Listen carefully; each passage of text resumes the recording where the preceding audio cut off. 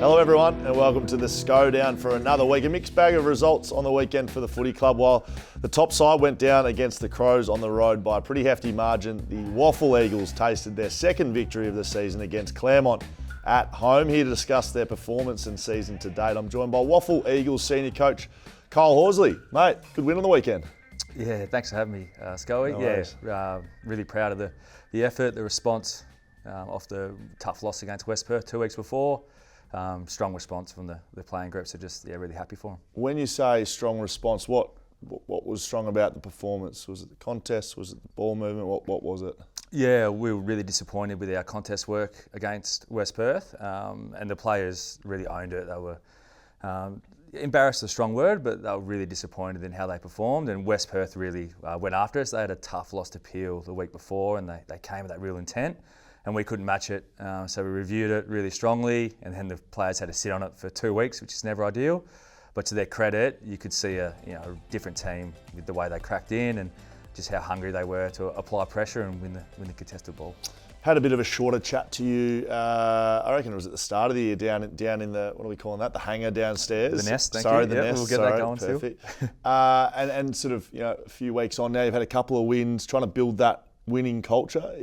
It might seem like a stupid question, but is building winning culture about winning, or does building the culture come before the wins? In my opinion, building the culture comes before, and how connected the group is and how much they care for each other is a big part of that. And while I've never questioned how much they care for each other, I probably haven't nailed the big rocks well enough with the players, but we've sort of really nailed down on what's important to us, and a couple of bad losses make you really reflect.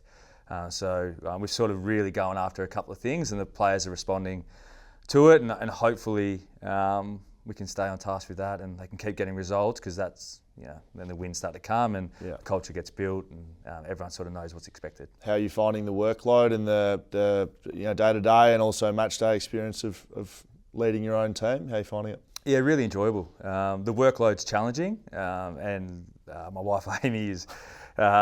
She cops not the brunt, but I'm sort of disconnected a bit at home when you're thinking about the footy, and your sort of mind's always ticking, which is something that I'm trying to get better at. And she is a psychologist, so she can help me with that. Great. But yeah, so the workload is challenging, but it's really enjoyable role, and the players are great to work with. What about the skipper, Jacko Nelson? We haven't seen him. We're 8 weeks into the season. What's an update on his health? Yeah, he had a few setbacks in his recovery, and I think I spoke last time when I was speaking to you about the sacrifice he made at the back end of last year. We were really struggling for availability, and he probably should have gone and got the surgery on the injury, but he as leader, he decided, no, I'm going to play and not abandon the team, as lack of probably a better phrase. And that's cost him this year, but never question just that sacrifice he made for the group, and he will be back. He's running, he's getting his work in now, and you're starting to see a smile back on his face. He was really frustrated a couple of months ago as things weren't just flowing like he expected, but you're starting to see that bit of cheat come back, and I'm really excited to get him back. He's a strong leader and obviously a talented player, but his leadership and hardness he brings has been missed. Good. I know we've got some questions from our audience, and probably good timing for a few of our WAFL boys to put some good performances in, given the result of the senior team. Anthony Offer comes, I've got to say, off the top rope for your first question. Do you think the current WAFL model is hindering the development of our young AFL-listed players? In your opinion, Kyal, how do we improve if we stick with the current model? That is hard hitting, straight off the Usually pretty cushy here at the Schodown, but I like it. It's a good question. Yeah, I mean, 6 of one, half dozen of the other. I mean, the performances when we don't perform, it is hard for players to build confidence and sort of understand the game plan when you're in heavy losses. But when we perform well, they sort of get the chance to play our system, use our language, have ownership when at other environments they probably wouldn't. Talking 18, 19-year-old young men who are sort of thrust into a leadership role, in a sense where when you first get to a group, you've got a big core group of senior guys who sort of direct and tell you what to do. But in the position we're in, they're sort of thrust into that. And some you see really grow and really develop from it. And then others, it doesn't come natural to. And it is probably a hindrance to them. But I think big picture, if you step back with a big lens, if they can develop this side of their game early, it'll really help them in the future.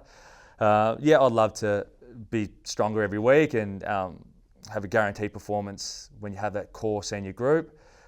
We don't. We have a situation where we're a really young group, but I'm seeing the growth. I can understand the frustration levels from the outside looking in, but yeah, I see the small shoots and the small wins the players are getting, and hopefully if we can start to string some performances together, the compounding effect of them having to lead will help them a lot in their later career. Trey Rusco being added to the group seems important with that sort of answer. Again, I don't know Trey too well. Had a couple of chats with him. He seems like a real leader and being able to lead some of those younger players. Yeah, he's been great for us. He's sort of the Mr. Fix-It, the swing man at the moment, with starting forward, throwing back. But his leadership and just his positive nature and his just what's next sort of mentality is really infectious, and he just cares so much for his teammates, and he's been a really strong leader for us and a great addition to the group. Good to hear he's going well. Ricky Zachariah asked, "Hey Kyle, how do you go keeping the WAFL players' confidence up and their minds in a good space when they've been dropped back to the side?" Back to the AFL listed players. Yeah, I think so. Yeah. I'm really fortunate with the group we've got. It's like really good character, and no one's come back and poor me. Everyone's really excited to play and want to contribute. Maybe later in the year, when they're not getting selected, there might be an issue. But at the moment, I can't speak highly enough of just the character of the young men we've had who've played in the WAFL system. And same with the WAFL listed guys. When we've told them, you're not available, nothing to do with your form. It's just the squeeze on with the availability of the AFL list. Yeah, they've been outstanding as well. They've understood it. They're committed, and they've taken it really well. It's good. It's good to hear. Nick Colquhoun sends this one in. Is Zane True not our best performing WAFL player this year, and why is he continually overlooked for the senior team? Tell you what, it's putting it on you today. Yeah, that's good. Yeah, he had 36 on the weekend. Yeah, outstanding game on the weekend, and let's put a string of games together. He got really, just really bad timing where we had the weekend off and we did the doom sessions as the players call them, but then tough sessions on the Saturday when the AFL was away, and he got a concussion, Right. and it sort of held him back for 2 weeks. So he ended up missing a month of football. So he's back. To put out that performance off no football for a month is true testament to his training standards and how hard he's been working. He will definitely get his opportunity, and he's got the mindset of that. When I'm picked, I'm ready. I'm excited to see when he gets that chance, and hopefully soon. Yeah, good. I like watching his development. How much of a say do you get in match committee? Both, I know at WAFL you'd have a fair bit giving you the coach, but about senior team, do you have much contribution as the leader of the WAFL team? Yeah, we have really open dialogue. We do a catch-up. We'll do it at 3 p.m. today with the AFL coaches, so all the line coaches and Simo, and we'll speak candidly about the players and their performance, and they'll ask some questions around how it fits with the team.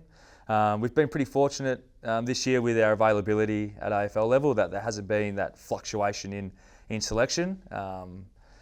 But as the WAFL guys perform, we'll keep putting them forward, and the match committee will make the decisions based on what best fits for the opposition they're playing. Do you sometimes see it like that? Do you sometimes see you sort of putting your guys forward a bit, say, hey, what about this? What about Zane True? What about Gaffy or whoever it is playing back there? Yeah, of course. Yeah. You have a connection with the players. You want to see them succeed, and it comes from a good place. You think they deserve it, yep. And you wouldn't put them forward if you didn't. I think there's a lot of respect across the coaching group, and a lot of understanding that we're not just going to go out and blindly promote our players if they're not ready. And yes. When we do put someone forward, the match committee understand that it is actually coming from a place where they deserve the spot, and then they make decisions based on the whole clear picture they've got of the team they're playing and what strengths and weaknesses we can exploit and use. Very good. Julian has sent this one across. Which WAFL listed Eagle has impressed you the most this season? WAFL listed. Ooh, WAFL listed. I mean, we talked about Trey and how he's contributed. Milky Lucasen, he's taken another big step forward. He's playing some outstanding football, and so when we've had the WAFL has a lot of buys, which is another subject. But he goes and plays for his country team, which has escaped me. But I think he kicked 7 from the wing on the weekend just gone, and then Right. and come back and brought that form in. So yeah, he's been really impressive. Harley Sparks had a really strong game on the weekend. Andreas Mercer's playing really well. They're all contributing to the level, and I've been really proud of their development and their willingness just to play the role. Yeah, great. Like it. Sparky, not Sparksy, Sparky 09. Can you tell us what the build has been like for Archer Reid and Jai Cully coming back from their injuries respectively? Kyle Wheelers did a fantastic job. He looks after the guys in rehab in a strength and conditioning sense. Worked really, and Steve Allen's the physio in that sense as well, and they put their plan together in place, they executed it really well, they ticked all the boxes they needed to tick, and they've come in and contributed straight away. I think Arch is really impressive for his size, his ability to compete in the air, and then his work on ground level is he's over 200 centimetres. And he's a big boy. Yeah, he's a cat at ground level, like he dances, Right. moves well, applies great pressure, sticks good tackles, so Nice. he's a really bright future. And Jai's, he's the hardest worker on the list, so there's no doubt he's going to come back and perform how he's performed, but I'm really proud of just how well he stuck to his plan and how well he's been able to execute his role at WAFL level. And he's another one like Zane. I hope he gets his opportunity soon at AFL, because he's trending the right way and they do deserve it. Yeah, it sounds like he's one of those players out of the mid-season draft that put him in an elite environment. He's been able to take a few steps. So great to hear that about Jai and the comeback from injury. That brings us to the end of the Schodown for today's WAFL edition with senior coach Kyal Horsley. Big game against the Lathland neighbours, the Perth Demons. Played in Northam this weekend, hoping for a decent turnout from footy fans. Maybe a bit of rain potentially on the weekend. Yeah, I've been checking the forecast, and 3 to 25 mil, but 25 mil. Okay. Yeah, it's a lot of rain. Yeah, it's heavy. It's heavy, but they get it wrong occasionally. So we're hoping it clears up, some people can get out. We know there's a bit of excitement. Chance Bateman country almost. Like, he lives in that area, or grew up in that area. So really exciting to get down there and hopefully take us another step forward from the weekend. And I know Perth are really competitive against East Freo, and I watched that game, and they were the better team for the day. East Freo, reigning premiers, just held that lead, and Perth couldn't peg it back. So it should be a great game. And if you are in Northam, or it's a beautiful drive, and head down there, we'd love your support. Good man. Good luck. Thanks for joining us on the Schodown. Thank you very much. Great to be on here.